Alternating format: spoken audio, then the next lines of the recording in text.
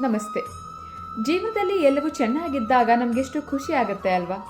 ಬದುಕಿನ ಬಗ್ಗೆ ಪ್ರೀತಿ ಹುಟ್ಟತ್ತೆ, ದೇವರ ಮೇಲೆ ಭಕ್ತಿ ನಂಬಿಕೆ ಎಲ್ಲವೂ ಬರುತ್ತೆ. ಆದರೆ ಏನಾದರೂ ಚಿಕ್ಕ ಪುಟ್ಟ ವ್ಯತ್ಯಾಸವಾದರೆ ಸಾಕು, ಪ್ರೀತಿ ಕೋಪಕ್ಕೆ ಹೋಗುತ್ತೆ, ತಾತ್ಸಾರ ಹುಟ್ಟತ್ತೆ. ದೇವ್ರ ಮೇಲಿನ ಭಕ್ತಿ ನಂಬಿಕೆ ಎಲ್ಲವೂ ಹೋಗಿ ಬೈಗುಳ ಅಪನಂಬಿಕೆ ಬರುತ್ತೆ. ದೇವ್ರ ಮುಂದೆ ಪ್ರಶ್ನೆಗಳ ಸುರಿಮಳೆನೇ ಸುರಿಸ್ಬಿಡ್ತೀವಿ.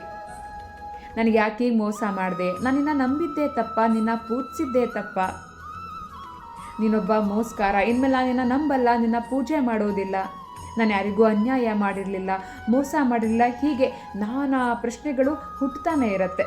ಆದರೆ ನಾವು ಯಾರು ಸಹ ಒಂದು ಕ್ಷಣನೂ ಯೋಚನೆ ಮಾಡೋದಿಲ್ಲ ನಾವು ಎಲ್ಲಿ ಎಡವಿದ್ವಿ, ನಮ್ಮಿಂದ ಏನು ತಪ್ಪಾಗಿರಬಹುದು ಅನ್ನೋದನ್ನು. ನಮ್ಮ ಹುಟ್ಟಿನಿಂದ ಸಾವಿನವರೆಗೂ ಏನೆಲ್ಲ ನಡೆಯುತ್ತೋ ಅವೆಲ್ಲವೂ ಕೂಡ ಪೂರ್ವ ನಿಯೋಜಿತವಾಗಿರುತ್ತೆ. ಒಳ್ಳೆಯದು ಕೆಟ್ಟದ್ದು ಎಲ್ಲವೂ ನಮ್ಮ ಕರ್ಮಗಳಿಗೆ ಅನುಸಾರವಾಗಿ ನಮಗೆ ಸಿಗುವಂಥದ್ದು. ನಾವೆಷ್ಟೋ ತಪ್ಪುಗಳನ್ನ ತಿಳಿದು ಮಾಡಿರ್ತೀವಿ, ಮತ್ತೆಷ್ಟೋ ತಪ್ಪುಗಳು ನಮಗೆ ತಿಳಿದೇ ನಮ್ಮ ಅರಿವಿಗೆ ಬಾರದೆ ನಡೆದೋಗಿರುತ್ತೆ.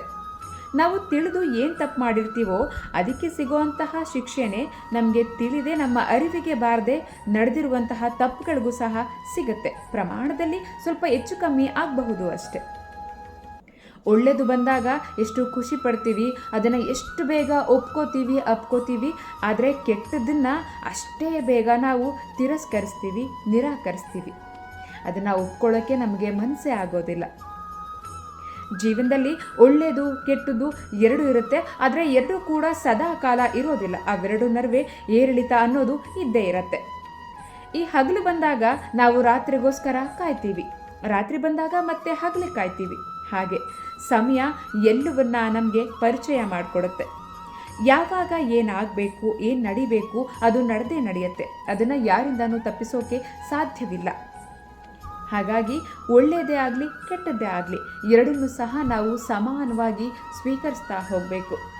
ಮತ್ತೆ ಸಿಗೋಣ. ಧನ್ಯವಾದಗಳು.